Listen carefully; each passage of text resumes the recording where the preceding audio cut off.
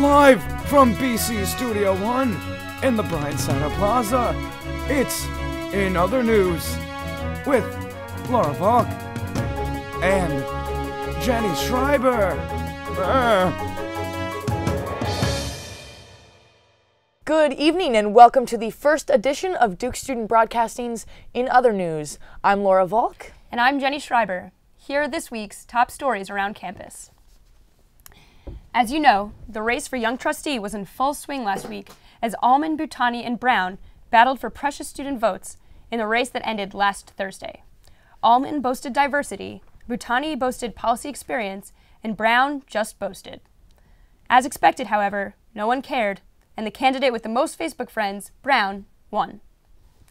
When asked about who they were voting for, Duke students were quick to respond, and when asked about the duties and purpose of the Young Trustee, the student body responded with a resounding, The Chronicle recently reported that Duke students are flocking to Europe in record numbers.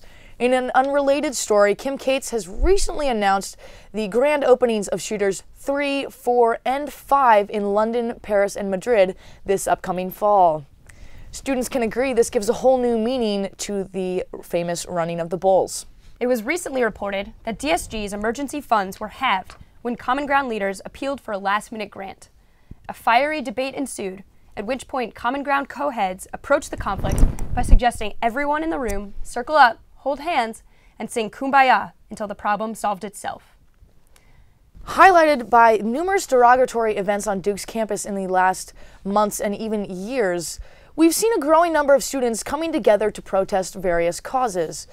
In fact, inspired by this newfound courage, the Duke Leprechaun Society has recently announced campus-wide plans for a protest of St. Paddy's Day this coming March.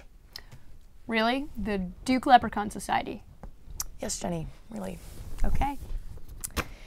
A virtual portal between Duke and UNC campuses was unveiled this past Friday in the basement of Duke's Bryant Center.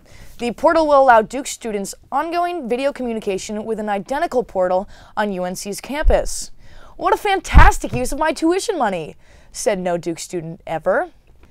And this brings us to a segment we like to call Really with Laura and Jenny. Really, Duke? You want us to look at another student center all day long?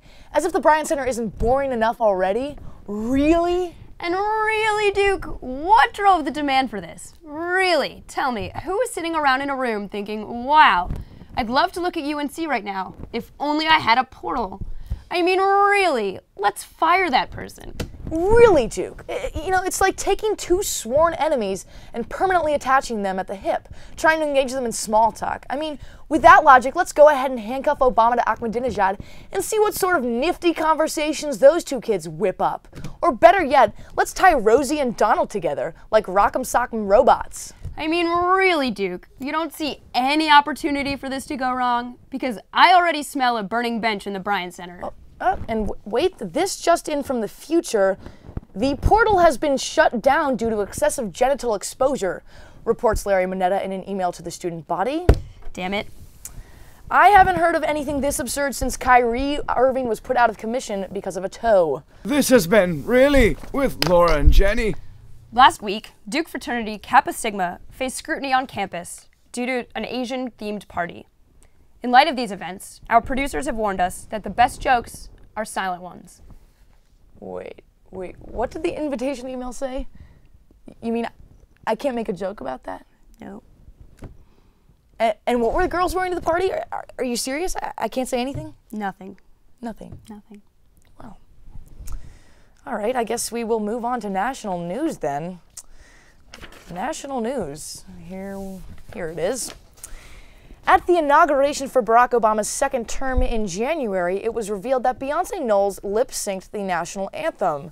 Republicans and failed American Idol contestants everywhere raised nasty criticism that was heard around the nation. Also heard around the nation, the sound of Ashlee Simpson's first sigh of relief in over a decade.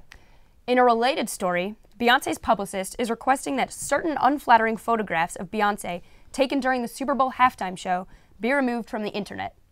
Meanwhile, a publicist for Michelle Williams is ecstatic that she's being featured on the internet at all, a medium not well known at the peak of her fame. News outlets have reported that a blizzard has blanketed the Northeast in over 2 feet of snow in what was being called the storm of the century. This coming on the heels of Hurricane Sandy, we can only assume that the label storm of the century now applies as long as the storm is in fact occurring during a century. In a related story, Thinkin' About You singer Frank Ocean has agreed not to press charges against Chris Brown after the two engaged in a brawl over a disputed parking space, in what reporters are calling the Chris Brown brawl of the century. In more blizzard news, the Weather Channel has recently begun naming winter storms. Friday's storm was dubbed Winter Storm Nemo. Well done, Weather Channel. You're right. Nothing's harder to find than a giant winter blizzard.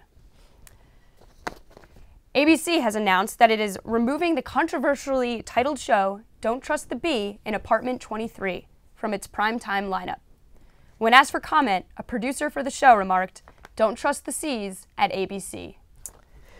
Renowned porn star Ron Jeremy is reportedly recovering from surgery after a heart aneurysm.